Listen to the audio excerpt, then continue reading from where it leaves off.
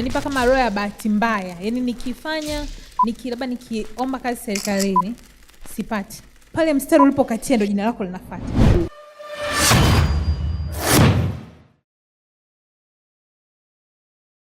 Karibu, utatuambia unaitwa nani, umetoka wapi na nini ambacho Bwana Mungu wetu na Kristo wake wamekutendea kupitia madhabahu hii ya Gurudumu la Kinabii, lakini kupitia mpako wa mafuta baba yetu Mtume Nabii James Onea. Karibu. Asante. Shalom kanisa. Kwa majina naitwa Rahel Shayo, natokea Kijitonyama. Niko mbele yenu kwa ajili ya kumshukuru Mungu kwa ajili ya matendo makuu ambayo amenitendea. Ni shukrani. Karibu. Napenda kumshukuru Mungu kwa kuwa baba mwezi huu alitamka kwamba mwezi wa 7 ni mwezi wa maachilio, na pia tamko la kinabii la mwaka huu ni mwanzo wa kumiliki na kutawala. Na mimi namshukuru Mungu kwa kunipa huo mwanzo wa kumiliki na mimi mwaka huu, na Mungu amenisaidia, nimepata ajira serikalini.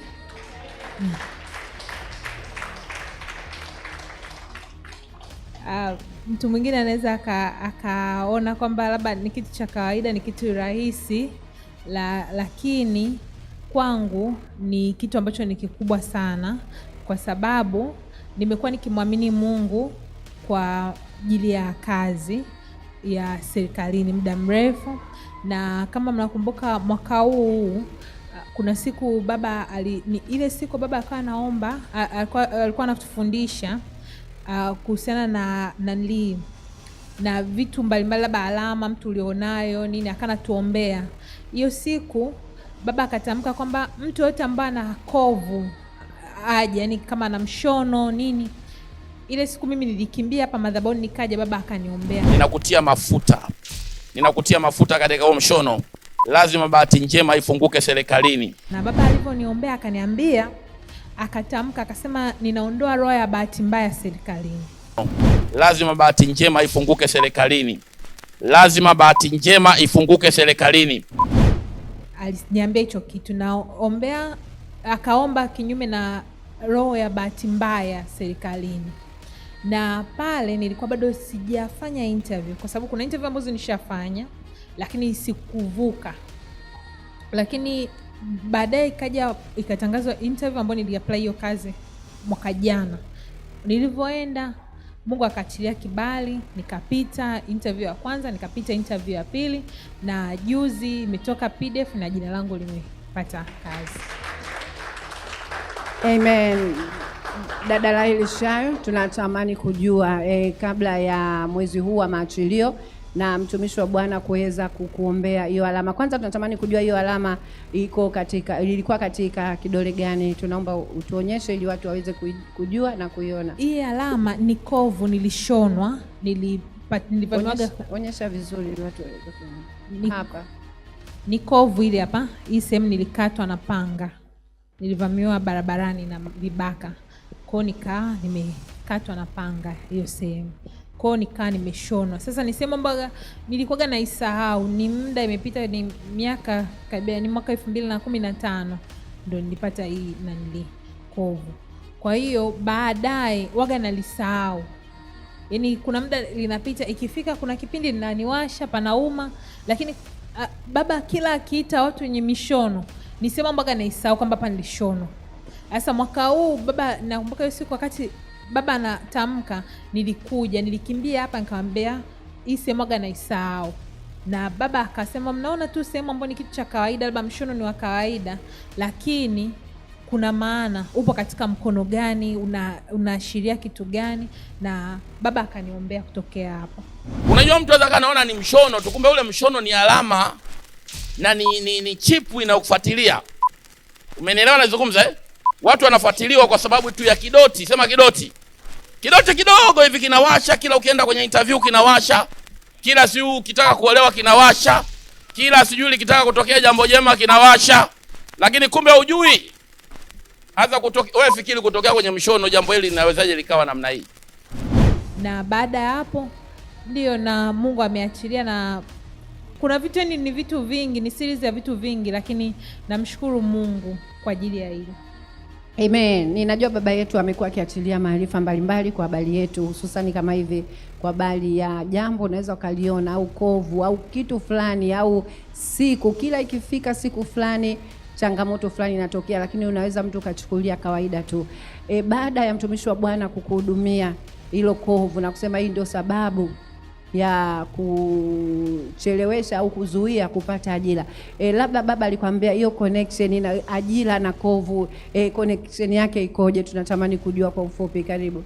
Asante. Baba hakunifafanulia sana, ila akati ananiombea ndo alitamka akaniambia hii ina connection, inanipa kama roho ya bahati mbaya. Yaani nikifanya labda nikiomba kazi serikalini sipati. Yaani inakuwa kama bahati mbaya. Wewe unajua kama mtu ulishi kufanya interview, unaweza ukaona maswali labda umeenda umefanya ukahisi kwamba yani hii kwa interview hii yani mimi lazima nipite. Lazima niweze kumove labda step ya kwanza, labda nimetoka kwenye mtihani ule wa kuandika niende labda mtihani wa mahojiano. Unakuta auendi. Yaani matukio yanavyotoka na vile ambavyo ulitegemea, au kuna nyingine ambayo ishi kutoka. Yaani pale mstari ulipokatia ndio jina lako linafuata.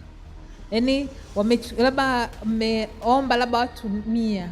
Wamechukua labda wale watu wameenda walioitwa kwenye interview, labda kati yao 100 wameitwa watu 6. Walivyokata ule mstari wa 6, wewe ndo wa 7 pale. Kwa hiyo yaani ni maumivu, ni kwamba kwa hiyo yani huyu ningekuwa mimi hapo, labda bora hata ungekuwa labda kikatwa mstari unajikuta labda huko kwa 20 kwa 50 unasema labda nilikuwa bado max zangu hazikuwa, lakini unakuta huko hapo anatoka huyo hapa, wewe ndio unaifuata hapo ambapo wewe uendi. Kwa hiyo ni vitu ambavyo vilikuwa vinaumiza, lakini mtumishi wa Bwana hakuwahi kusita kuniombea. Mimi nilikuwa nasimama na ushuhuda wa watu. Nimeshuhudia mahali hapa watu wakija, watu wakihudumiwa na wanapata kazi.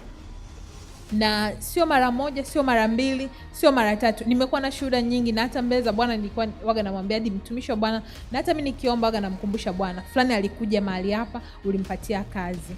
Huyu alikuja ulimpatia kazi. Sio kwamba sijai kupata kazi, lakini sio kazi ya serikalini. Na tunajua kuna tofauti muda mwingine. Ukifanya kazi huku na huku kuna utofauti. Lakini mwaka huu Mungu ameachilia hiyo neema. Amen. Dada yetu Laili Sharo umetuambia kwamba huu ni mwaka wa kumiliki na ni mwanzo wa kumiliki na kutawala. Na umetuambia kwamba mwezi wa 7 baba alitoa tamko au alitupatia ufahamu wa kiungo ni kwamba ni mwezi wa maachilio. Ni matamko tu ya mwanzo wa kumiliki na kutawala na ni mwezi wa maachilio ndio iliyopelekea wewe kupata hiyo ajira, au mtumishi wa Bwana aliendelea kukuhudumia kwa njia ya maombi na kuachilia matamko mbalimbali ya kinabii? Vile vile tunatamani kujua. Karibu. Asante. Sio tu kwamba ni hivyo, hiyo nimeichukulia kwa hivyo kwa kuweka kwa pamoja, lakini katika safari hii mtumishi wa Bwana amekuwa pamoja na mimi. Mimi baba amekuwa akinihudumia mara nyingi, akiniombea mara nyingi kwa habari ya ajira. Na kuna muda ni mimi mwenyewe ndo labda nilikuwa nakata tamaa, naona kwamba yani mpaka sasa ngoja niendelee na vitu vingine, lakini wanasema wakati wa Mungu ni wakati sahihi. Mimi kwa ratiba zangu za kibinadamu nilikuwa naona ninachelewa, lakini nikikaa nikiangalia labda miaka 3 au miaka 4 nyuma, vitu ambavyo Mungu amenitendea ni vile ambavyo mimi kwa sababu sijaviweka kipaumbele, lakini ni vikubwa kuliko hata hiyo kazi ambayo nilikuwa naingangania. Ni kitu ambacho ndamsi Bwana, kwa sababu tunaambiwa mara nyingi kwamba sisi tunapendaga mapenzi yetu yatimizwe, lakini sio mapenzi ya Mungu. Tunaongea tu kwamba mapenzi ya Bwana yatimizwe, lakini mioyoni mwetu na akilini mwetu tuna mapenzi yetu. Mimi naweza nikaa namwamini Mungu kwa ajili ya kazi, lakini Mungu kanipa ndoa. Ni kitu kikubwa ambao mtu mwingine anakililia. Umeona? Mimi naweza nikaa namwamini Mungu kwa ajili ya kazi, lakini Bwana akanipa. Ni wakati huo ambao nikiwa katika kusubiri, kumbe Mungu anakutengeneza. Yaani unakuwa unapata vingine, sio vile ambavyo ulikuwa ni desire yako au matamanio yako ambao ni ya juu zaidi. Kwa unajikuta unashindwa kumshukuru Mungu labda sana, au unashindwa kutambua ukuu wa Mungu kwamba ni Mungu ambaye ametenda, na labda uko katika mchakato wa kuelekea sehemu ambapo Mungu anakusudia, lakini unajikuta unasahau haya, unafocus na kile ambacho wewe na akili yako na moyo wako unakitaka. Kwa hata mimi kwangu ilikuwa hivyo, na baba alikuwa akinikumbusha kila wakati, my daughter, wewe unataka hiki, Mungu anajua unachokitaka, lakini tazama Mungu amekupa hiki, tazama Mungu amekufanyia hiki. Kwa hiyo ilikuwa yani hiyo ilikuwa ni kama funzo. Kila baba alikuwa akinikumbusha, mara nyingi alikuwa ananiambia, my daughter, Mungu amekufanyia hiki, Mungu amekufanyia hiki. Mungu amekupa uzao, Mungu amekupa ndoa, Mungu amekupatia elimu. Hivyo vitu vyote unakuta muda mwingine unavisahau, lakini una focus, kwa sababu mimi matumaini yangu ni kazi, kwa na focus na kazi. Lakini baba amekuwa akisimama na mimi. Yaani miaka mingapi? Karibia 6. Baba amekuwa akiniombea. Ninakuja, kuna kipindi nilikuwa nakuja, yani niki-apply kazi nakuja na sadaka. Baba, hii kazi hii lazima nipate. Na baba atatamka, ataniombea, ataniambia hii. Lakini hii hapa nilienda kwenye interview mwezi wa 5.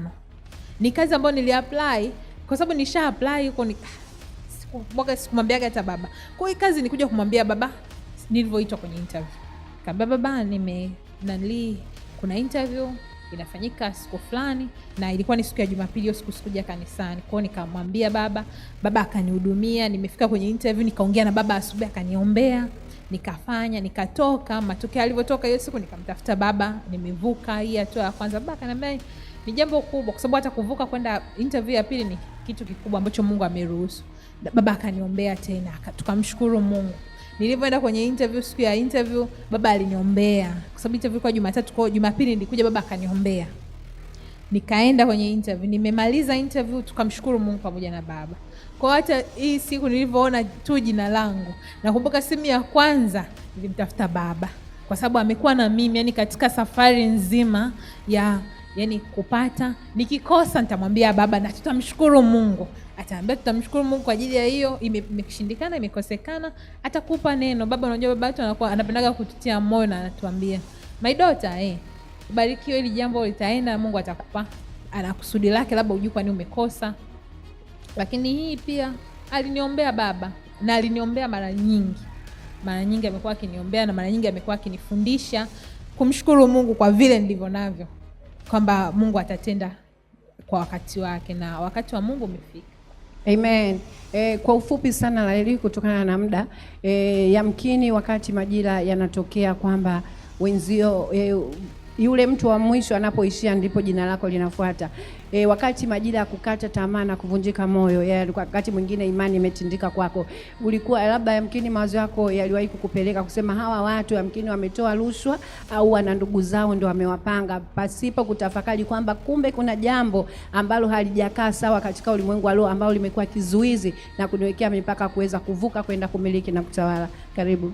Asante. Hayo kwa mawazo ya binadamu haya yakosekani. Kwamba hawa watu na wenyewe wameweka, wana connection, wana nini, lakini ya mawazo yakosekana. Lakini nakumbuka mara ya mwisho kabisa nilifanya interview ambazo zilifuliza, nikaenda, ilitokea issue kama hiyo tena.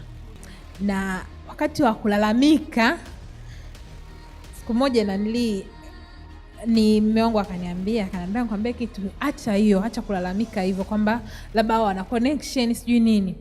Hivi imagine hata wewe siku ambayo utapata, kuna mtu atasema kwamba huyu ana connection. Kwa nini usimwamini Mungu kwamba kama ni yako Mungu akupe? Na nakumbuka hiyo siku aliniambia hata ya maneno mbele ya baba, na kuanzia hiyo siku niliacha hiyo roho ya malalamiko, niliacha kabisa. Nikasema hata wenzangu, kuna wengine ambao tulikuwa nao, nikamwambia hata mimi ningepata hiyo nafasi, unadhani ningeingia na mimi? Lakini kwa sababu kila mtu tunaomba yale maombi ya kwamba Mungu niinulie destiny helper. Umeona? Niinulie mtu ambaye, na baba anatamka hapa, anasema muombe Mungu akuinulie mtu ambaye atakushika mkono, mtu ambaye atakusogeza, mtu ambaye atananili. Lakini tunasahau, kuna muda mtu akipata ule destiny helper, wewe unalalamika, unachukia. Kumbe mwenzako naye ilikuwa ni maombi yake, kwamba Mungu niinulie mtu ambaye atanishika mkono. Lakini mimi nikiona ule mtu ameshikwa mkono, lazima naweka chuki kwamba huyu kwa nini ameshikwa? Huyu kwa sababu ana nini? Lakini hapana, na yeye ni maombi yake, Mungu amejibu. Kwa hiyo roho nimeiacha. Mungu amenisaidia. Niliacha kabisa, kwamba silalamiki kwamba fulani ana connection wala nini. kama mimi nimepata, basi na mimi Mungu ameninunulia watu ambao ameniona labda kwenye interview akaniona nimefaa.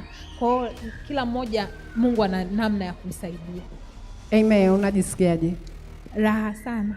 Amen. Basi Mungu akubariki na Mungu akuimarishe ili uendelee kumiliki na kutawala. Barikiwe na Bwana.